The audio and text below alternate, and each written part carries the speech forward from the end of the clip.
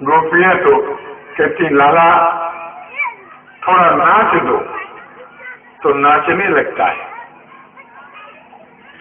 थक जाती गोपियां, कहती कन्हैया हम थक गए, हमको गोद ले लो, तो गोद में ले लेता है। बोलो बाल कृष्ण भगवान, गोपी बन जाओ। ये जो पहाड़ है इनसे उतरो। जब तक गुस्सा तुम्हें सताएगा आप मगर से बच नहीं पाओगे, काल से नहीं बच पाओगे। तो क्रोध का त्याग करो। जो लोग सुन रहे मेरी कथा, मन में संकल्प करो आज से गुस्सा नहीं करेंगे। बाहर गुस्सा करेंगे तो मारे जाएंगे। गुस्सा कहाँ करते हैं? उत्तर घर में बाई से ना जय श्री राम जानते हैं, वो बेचारी कुछ कर नहीं सके, ओकर से गुस्सा करते। गुस्सा मत करो, सबके साथ प्रेम करो। घर में प्रेम करो, बाहर भी प्रेम करो। ईर्ष्या द्वेष का त्याग करो। मेरी बात को समझ लेना अच्छी तरह।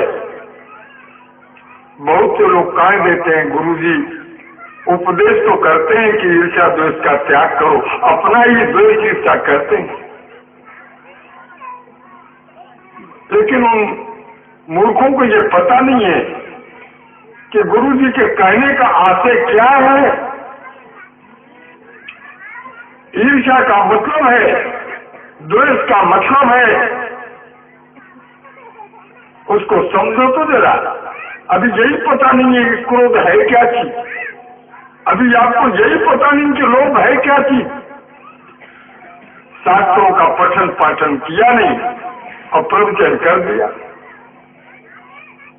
होश में आ जाओ। जो इस प्रकार अनर्थ करता है वो पाप का भागी होता है। पापों से बचना है, हर बात को समझो। पापियों से ईर्ष्या करनी ही चाहिए, उनसे दूर रहना चाहिए। शराबियों से ईर्ष्या करो और दूर रहो। जो मतवाले हैं, मत्त प्रमत्त उन्मत्त हैं, इनसे दूर रहो। ईर्ष्या का मतलब ये है। ऐसा थोड़ा है कि किसी के सुख में ईर्ष्या करो। जो बुरे कर्म करने वाले हैं इनसे दूर रहो, इनका त्याग करो, इनसे बचो। भागवत सबको बचाता है। इसी के बाद मंथन हुआ है। जब तक समझ नहीं आई तब तक मंथन नहीं हुआ, और जब तक मंथन नहीं हुआ तो अमृत मिला नहीं। अमृत तुम्हारे हृदय में है, उसका मंथन करके निकाल लो। मथो, गोस्वामी जी लिखते हैं मुदिता मथई, अरे विचार मथानी। विचारों की मथानी चलाओ। तुम्हारे अंदर तो कुविचार भरा है, किसी के हित के लिए किया हुआ क्रोध भी सतोगुण है। ध्यान दो, गुस्सा के लिए मैंने रोका है, लेकिन किसी का हित होता हो उसमें अगर क्रोध करोगे तो सात्विक क्रोध होगा, वो करना चाहिए। बोलो बाल कृष्ण भगवान।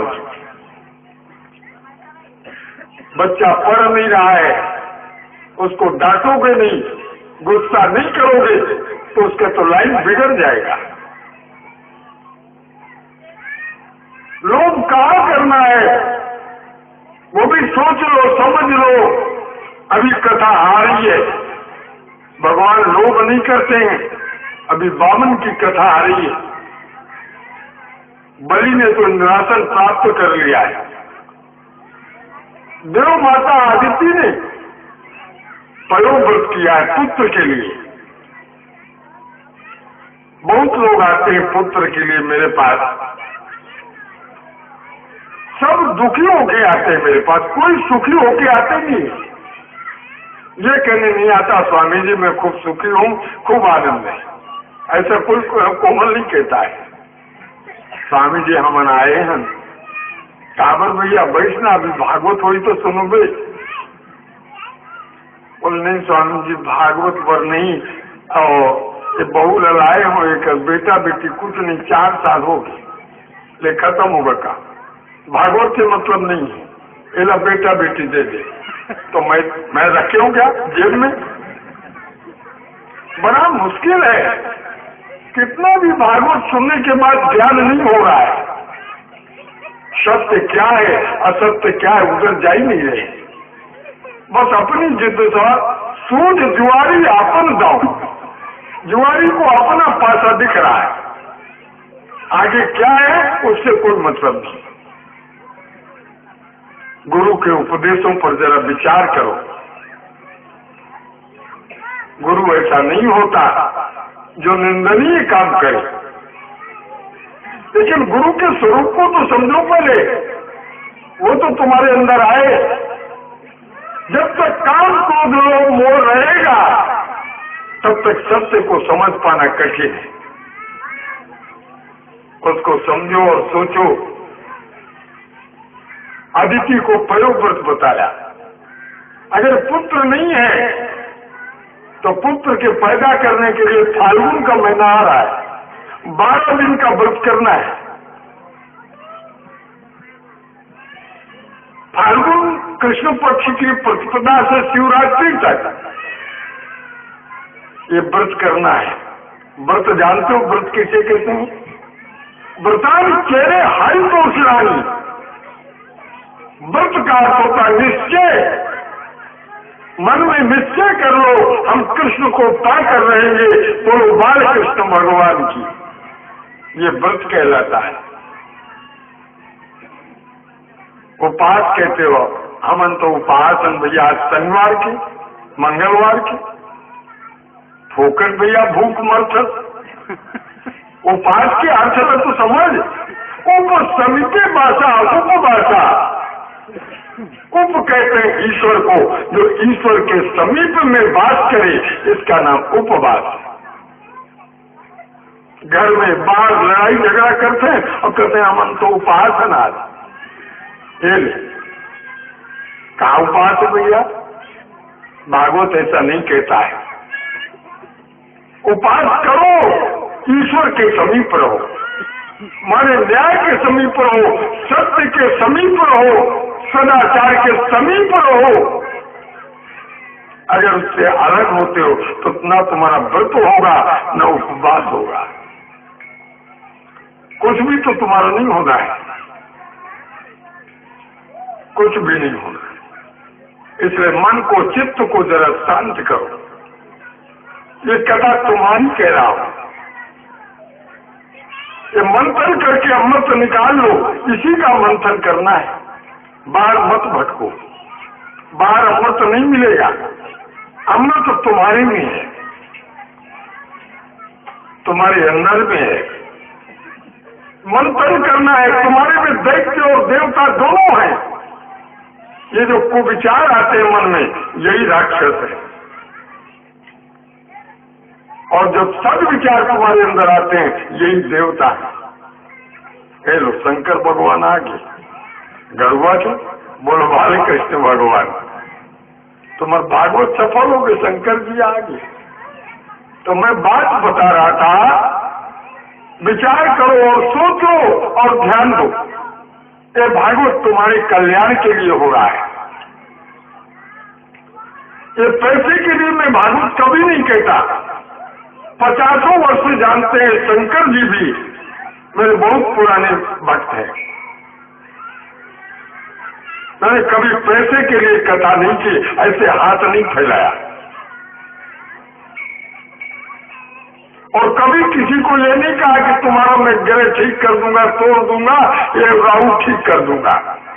बोलो 50 साल से मेरे शिष्य हैं, और एक दो नहीं, तुम्हारे क्षेत्र में 60,000 से ऊपर शिष्य हैं, और कोई कह दे, सब देखते आ रहे हो। ये भागवत ठगाई के लिए नहीं, कायता करो गए कथा सारस्वतो गथा।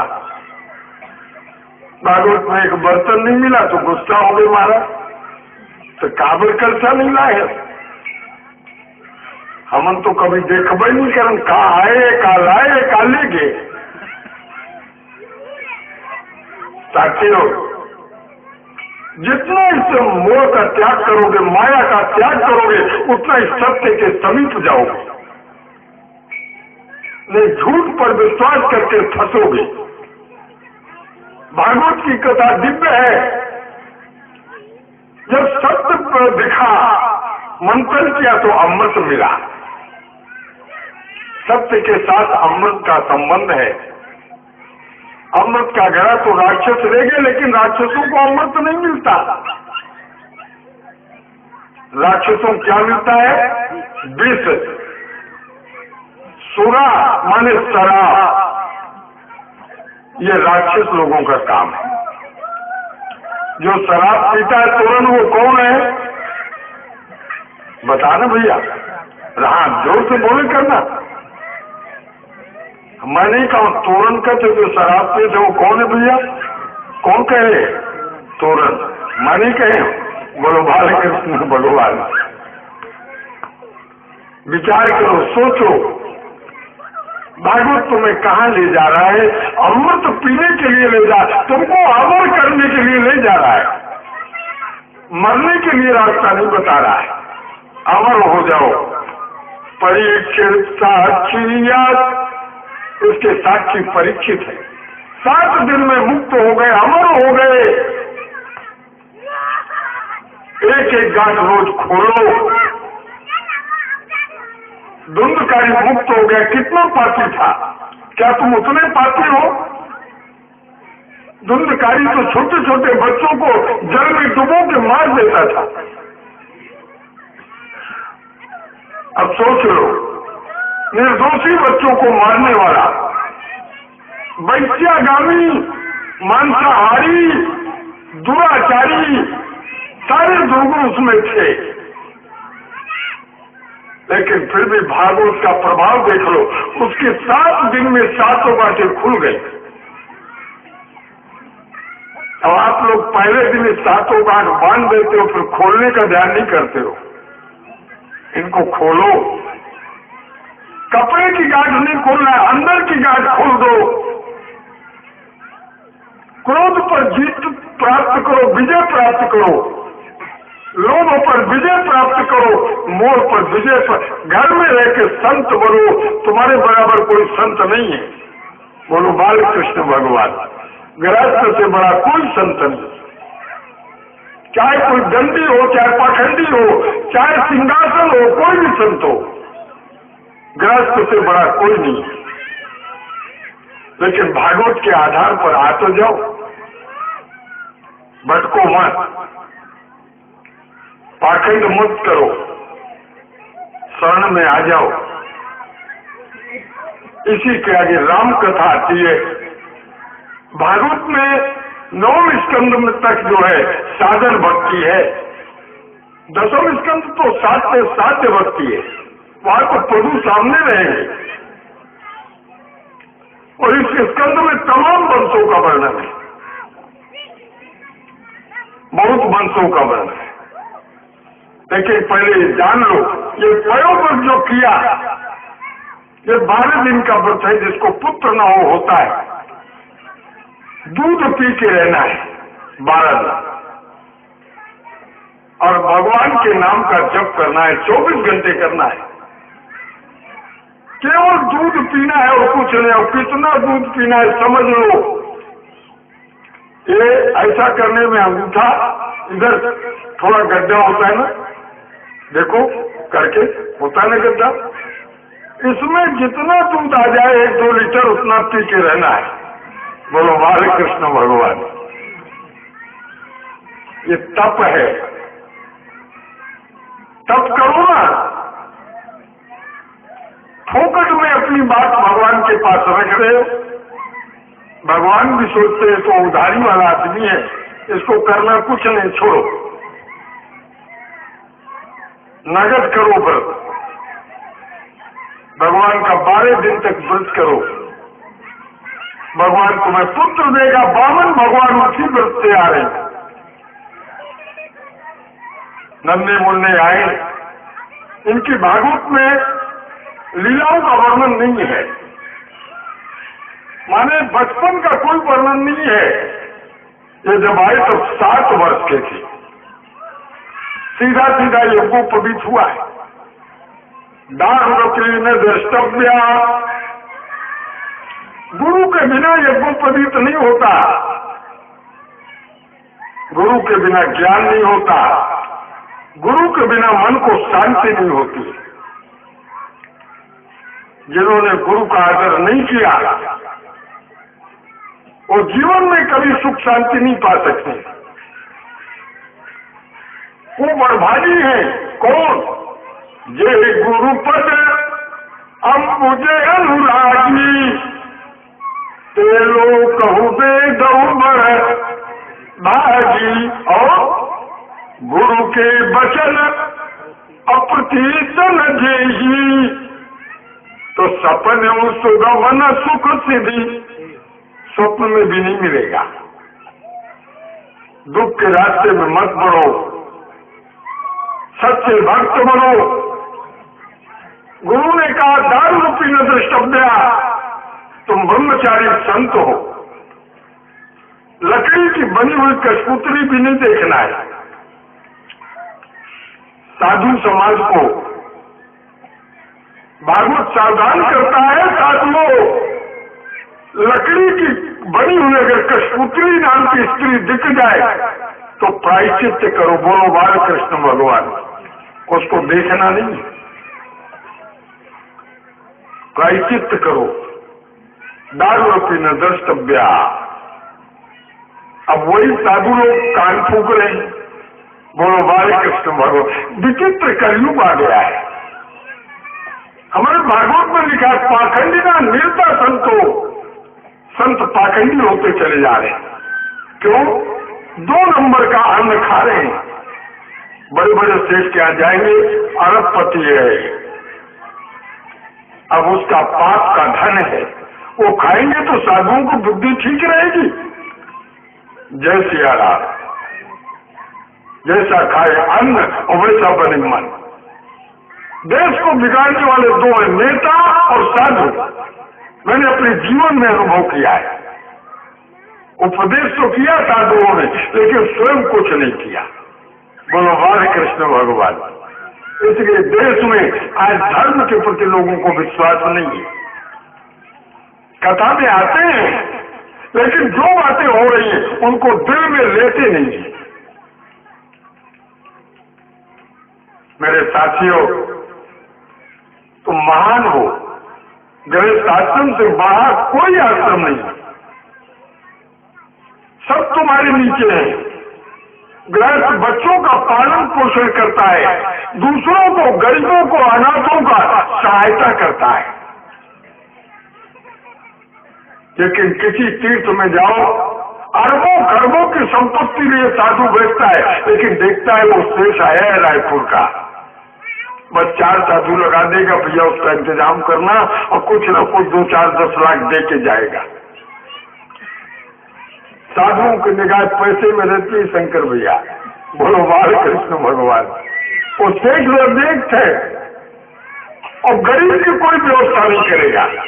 हमारे अमरकंटक में जाओ, गरीबों को लिए कहीं कोई जगह नहीं। आश्रम बड़े बड़े हैं, लेकिन बना रखा है ओ 400 रुपया देवे भैया, तब 1 रात के मिली रूम मोर, और रसीद पहले कटा ले। जय सिया राम। ये हाल हो गया है किलेश्वर, ये हाल हो गया है। हो सब में आ जाओ। आज धर्म जो जा रहा है, घोर कलयुग आ गया है। अधर्म ने धर्म का केवल चद्दर हो रखा है, बस ऊपर से राम नाम लिखा है, अंदर तो जय सिया राम। भगवान वामन को उपदेश किया। वामन ने कहा महाराज गुरुदेव कृपा करो, मेरे को किसी पवित्र धर्मात्मा का नाम बता दो। बोले जाना है तो बलि के पास जाओ। भगवान बलि के पास जाते। बलि ने जब भगवान के रूप को देखा तो चरणों में गिर पड़ा। महाराज मेरा इतना जीवन व्यतीत हुआ, कभी इतना तेजस्वी बालक नहीं देखा। हे प्रभु आप कौन हैं? मैं तो ब्राह्मण हूं भैया, देखे ना मेरा वेशभूषा, मैं तो ब्राह्मण हूं।